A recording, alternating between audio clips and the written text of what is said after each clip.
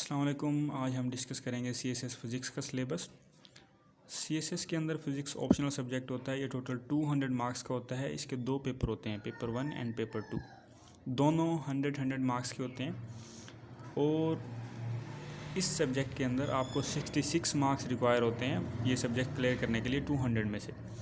और यही इसका प्लस पॉइंट है कि ये आपको एटलीस्ट फेल नहीं होने देता, और अगर आप मेहनत करें तो इसके अंदर आप अच्छा स्कोर कर सकते हैं। इसके अंदर आप 170 या 170 प्लस स्कोर कर सकते हैं अगर आप इसको जस्टिफाई टाइम दें।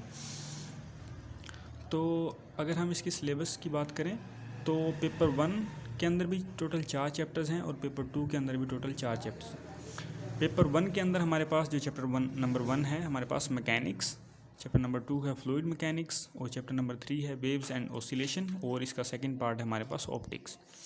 और चैप्टर नंबर 4 ये हमारे पास हीट एंड थर्मोडायनेमिक्स। ये टोटल 4 चैप्टर्स होते हैं। इसके अंदर से 100 मार्क्स का पेपर आता होता है। और इसी तरह जो हमारे पास पेपर 2 है, इसके अंदर हमारे पास 4 चैप्टर होते हैं। फर्स्ट वन है electricity and magnetism, second chapter है हमारे पास modern and quantum physics, third हमारे पास है सॉलिड स्टेट फिजिक्स, और फोर्थ चैप्टर हमारे पास है न्यूक्लियर फिजिक्स। इसी तरह पेपर 2 भी 4 चैप्टर्स पर मुश्तमिल है। इसके अंदर से भी 100 मार्क्स का आता है पेपर।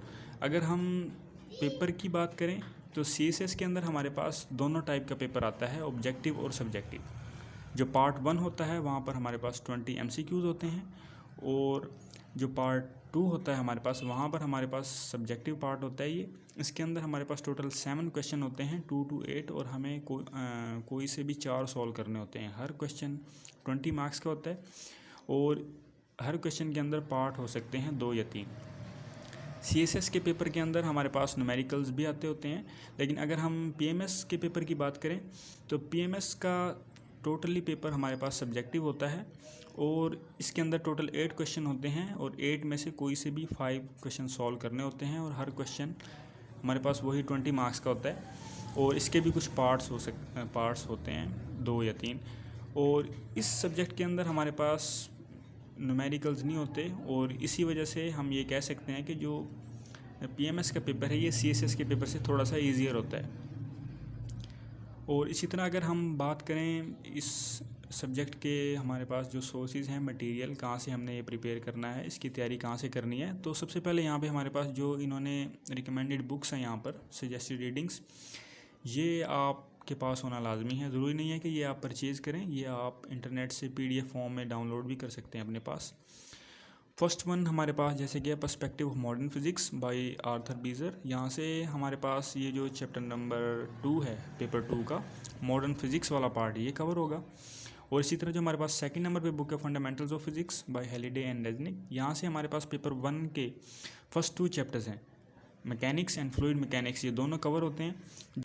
थर्ड नंबर पे जो हमारे पास है introduction to electromagnetic fields and waves by Dale Corson and Paul Lorrain. यहाँ से हमारे पास पेपर 2 का जो फर्स्ट चैप्टर है इलेक्ट्रोमैग्नेटिज्म वाला, वो कवर होता है, और जो पेपर 1 के अंदर हमारे पास चैप्टर नंबर 3 है वेव्स एंड ऑसिलेशन वाला, वो कवर होता है।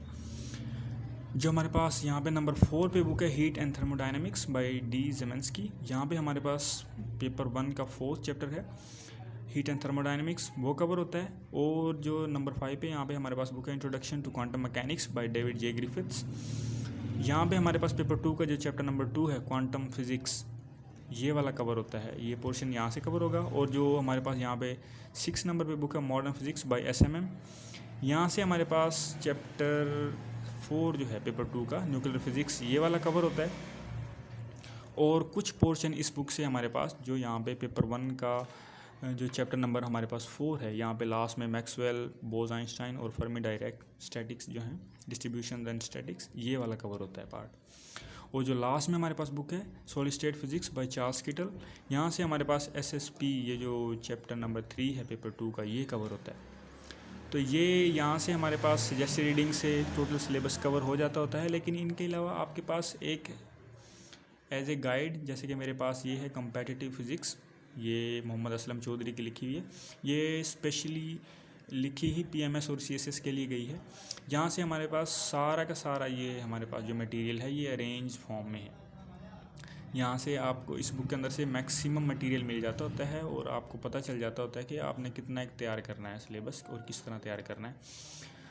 तो ये इस बुक के अंदर टोटल आई थिंक 28 चैप्टर्स हैं, लेकिन आपने सारे के सारे नहीं तैयार करने, क्योंकि इसके अंदर कुछ चैप्टर जो कि पीएमएस के अंदर एक चैप्टर है इलेक्ट्रॉनिक्स का, वो इजाफी है, वो सीएसएस के अंदर नहीं है। इसी तरह इस बुक के अंदर कुछ टॉपिक्स बीएससी और एमएससी के भी हैं, वो भी नहीं कवर करने, वो जो कि सीएसएस के अंदर, क्योंकि वो नहीं है। तो ये सारी बुक तो प्रिपेयर नहीं करनी होती है आपको, लेकिन इसके अंदर से आपको मटेरियल मैक्सिमम मिल जाता है। और कुछ टॉपिक्स जो हैं वो इसके अंदर नहीं हैं। वो मेरे पास तो नोट्स थे, क्योंकि मैंने ग्रेजुएशन की हुई है फ़िज़िक्स के अंदर ही, तो मैंने वहाँ से प्रिपेयर किए थे वो टॉपिक्स।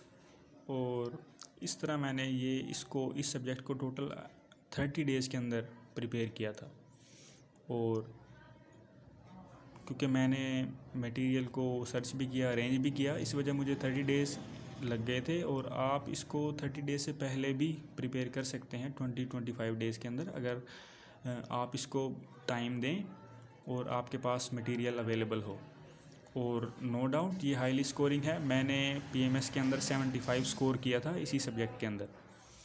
और अगर आप इसे टाइम दें और मेहनत करें तो नो डाउट ये आपको अच्छा स्कोर दे सकता है, दोनों पीएमएस और सीएसएस के अंदर। ओके, आज के लिए इतना ही। थैंक यू, मिलते हैं नेक्स्ट वीडियो के अंदर।